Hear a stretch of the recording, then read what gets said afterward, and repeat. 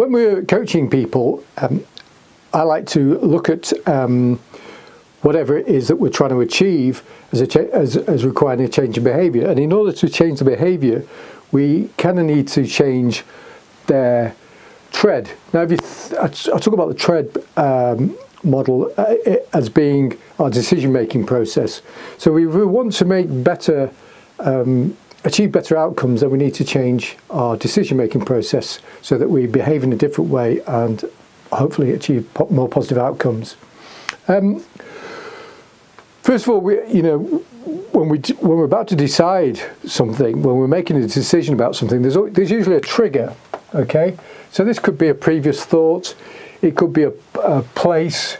So there's an environmental thing, there's a people thing, and of course it's previous thoughts. And it could be all sorts of things. We sense things, so it's our senses. What do we hear? What do we see? What do we smell? What do we taste? You might be a chef, it might be something you taste. But this triggers a release of biochemical messages into the system, and these travel really quickly around the body. So that's why you could be walking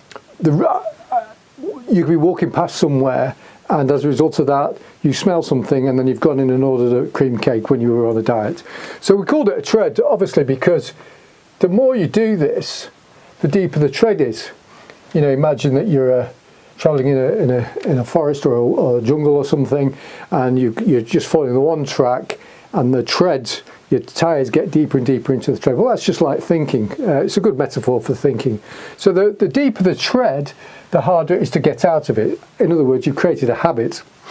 If you want to change that, you really need to look at these things and understand how you're doing whatever it is that you're doing at the moment.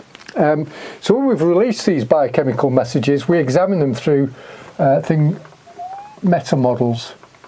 Okay, so we all have models of the world, and so what happens when we make a decision? We say this means that, because decision making takes up about 1/5 of our calories. Our thinking, conscious thinking. We try to make it as habitual as possible.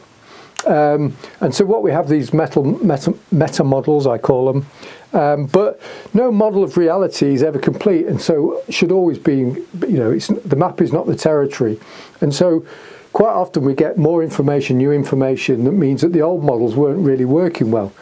We see a lot of that now in society, don't we? We obviously need some drastic changes to the way we're living because of things that are happening in the world. But we don't. We stick to the models because we don't like to let go of things, especially if we're winning. But anyway, meta models on an individual basis. Meta models are something that they're like filters that we pass these biochemical messages through. Then we assign a meaning. This means that, and then we deploy action, decide what we're going to do about it. So there's some things that you can do. So if you think about here, there's behaviours that you can change.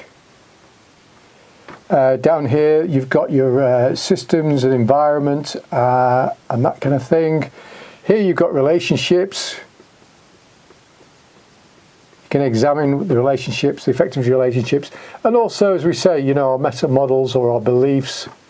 And so we can start to disrupt this.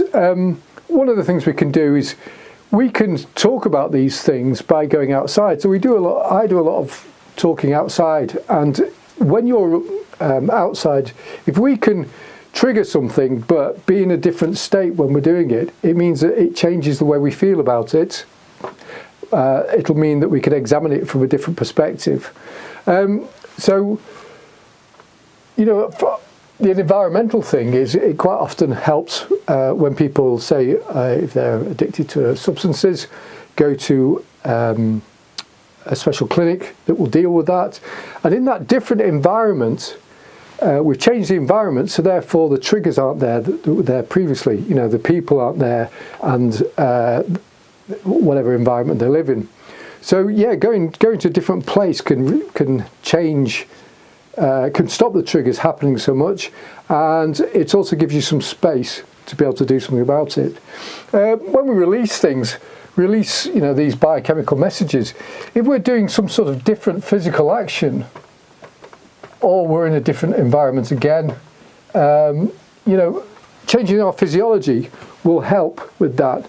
So if we're worried that we're going to be triggered by something, we can do something, we can preempt that by doing something physical, some physical action.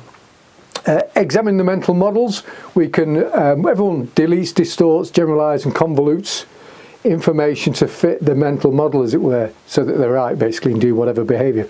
All behavior has a positive intent.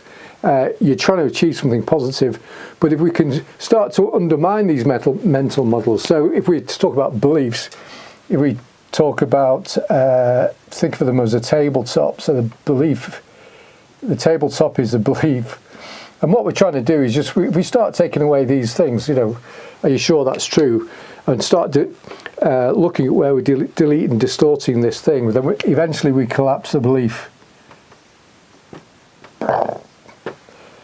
Good stuff. And then we can start to assign different meanings to it. Things that were true previously to you can be changed to be to look at the future, and we can develop virtues so that we assign different meanings to them. And that way we can then decide to do different actions. But it's very difficult to get out of this tread, and it's a good idea to get yourself a coach. It's really difficult on your own, and that's why talking to someone else in a different environment, someone who can get you to question more your beliefs, and also to get you away from the normal environments where all the triggers may be that are making you do this kind of behavior.